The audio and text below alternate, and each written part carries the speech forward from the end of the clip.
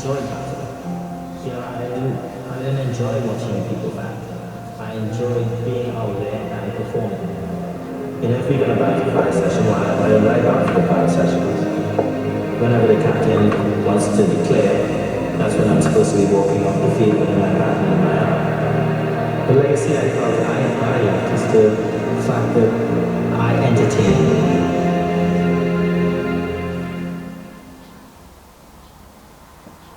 If I had my last dollar to pay to watch someone bat, I'd watch Brian Lara bat. I love Brian Lara. No matter where you bowled, no matter who you bowled, no matter where you put the field, you could manipulate the ball and score runs. You always just felt that you bowled your best delivery and he could still find a way to put that away.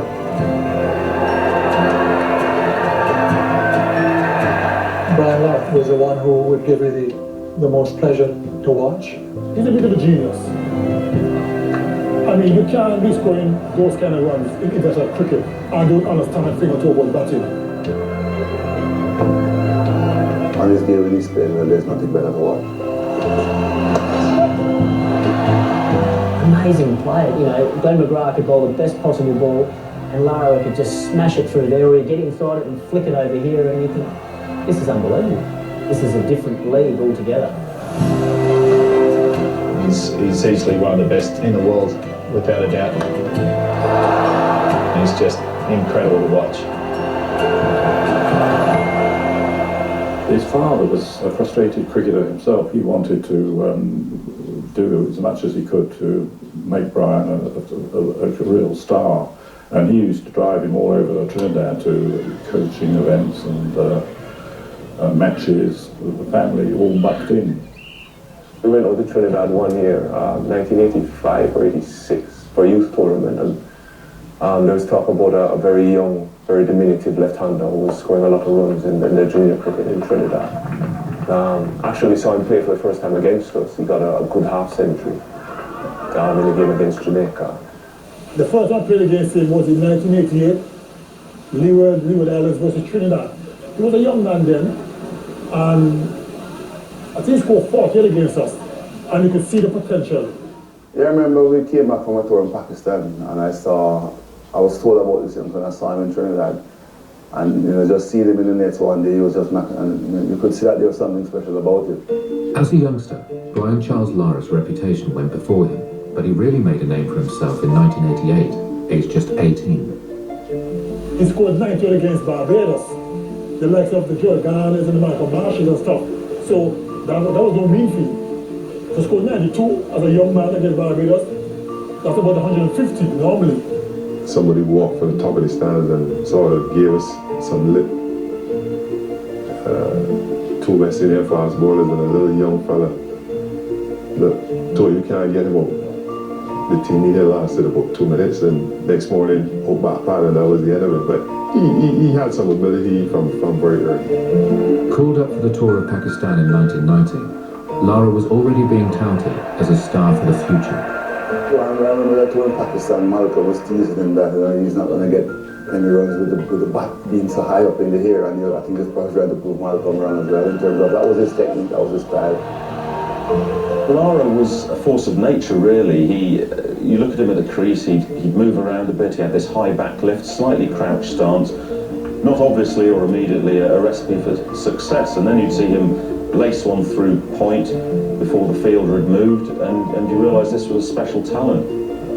Brian Lara's grip was a little odd, but essentially he's a very good technical player, but he had a gift that not many players have. There are lots of players who are good technically, who will get runs, but he had the ability to take the game away from you, the ability to score more quickly than you wanted to as a captain. He had a kind of touch of genius that not many players have. The West Indies side of the early 90s was at a crossroads. With the likes of Viv Richards recently retired, the Caribbean craved a new superstar. In just his 5th test against Australia in January 1993, Lara became that star. You got a Shane Warne, and these guys are top bowlers, top of the tree. So Brian Lara, young man, first trip to Australia as an international cricketer. Josh, It was his first Test 100. And I think he sort of set a tone for the rest of his career. And when he got to 100, he went big. And it was just vintage Brian. He had that here about him, that cockiness where he wants to do well and he wants to sort of get his name up there and he wanted to be rated amongst the best.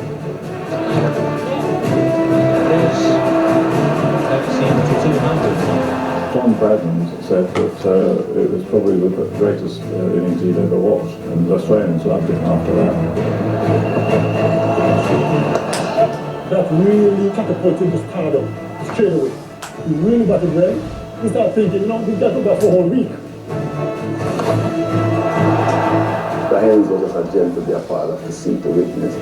That 277 was to do something special.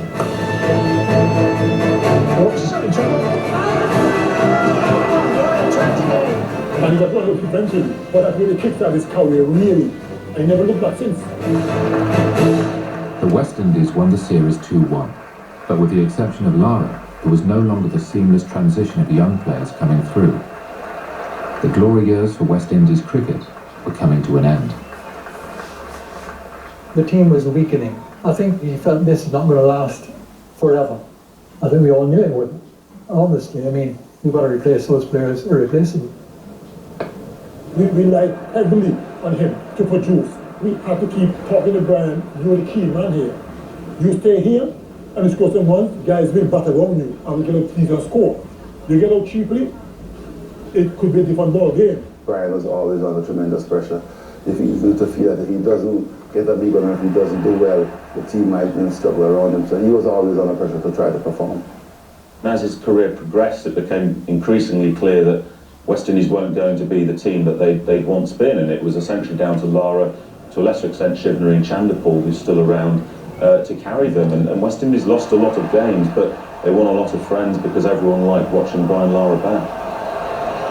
The 1994 visit of England saw Lara perform to even greater levels. The second test in Guyana was won, thanks to a splendid 167. And the series was comfortably won by the final test in Antigua. But injuries to Haynes and Richardson meant the West Indies needed a leader, and Lara delivered. I never said to Courtney and the coach, Warren Canal, guys, this is a very, very flat track. We already won the series 3-1. I think we should play for some records. I played a lot against Brian in youth cricket, so I knew him quite well, and I just knew he was a genius. When he puts his mind to something, he has this on-off switch. When he's got a point to prove, he will prove that point. We've noticed this sort of play technique. Anytime the team runs into early trouble, Brian seems to come to the fore a lot more hungry. And we had lost 2 other wickets in that particular morning. Once he got going, then you know that the runs are going to flow.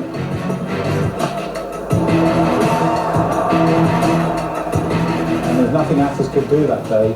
You'd move the field one way and Brian would just take the mickey out of him and hit him there, and Athers would move the field back and he'd hit it where he's just moved from. Once we won the toss and batted, everybody said on this track if Brian gets going, you're going to say he could score 400. We were 4 runs in over at the time, and he finished the first day, I think 100 something knockout. Everybody did the math, 90 overs in a day times 4. If he scores 3/4 of those runs, he'll have the record. Gary Sober's world record of 365 against Pakistan had stood since 1958. At the end of the first day, Lara remained unbeaten on 164. 24 hours later, he was on 320, just 45 short of the record. He loves his golf. And he went very early to play some golf balls. And I ran into him. And I looked at him in a kind of way like, why are you not so early? You should be home resting, focusing on getting some runs, you know? So I looked at him and I didn't say anything. He just said to me, big fella, don't worry. I'm going to get a big one for you.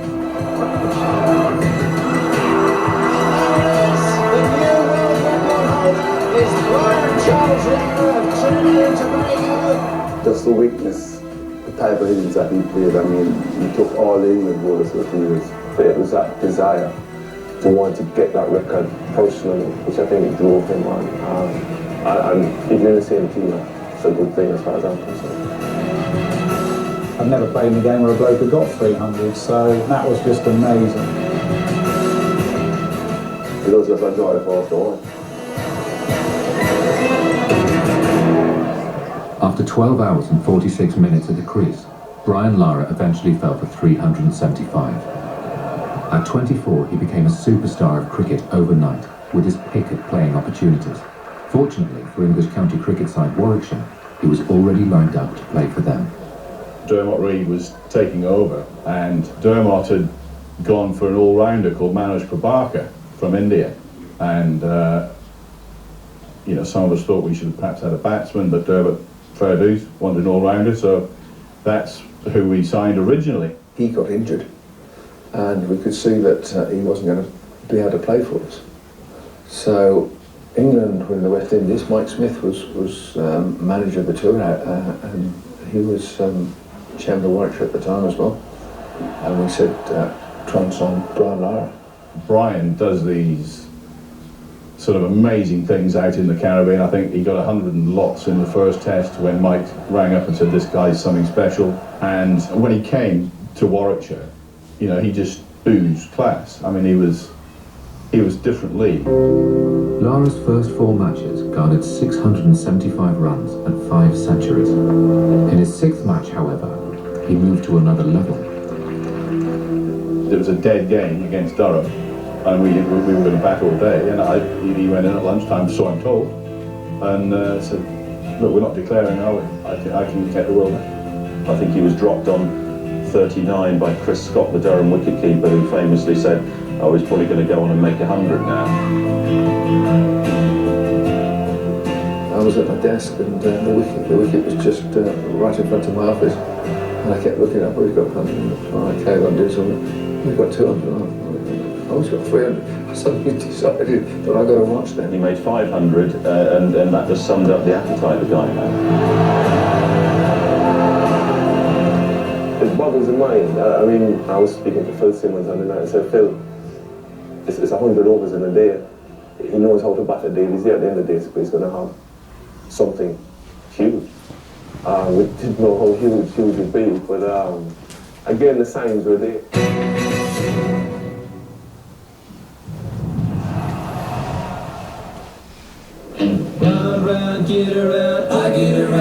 Qatar Airways are proud to welcome aboard FC Barcelona and wish you a wonderful holiday.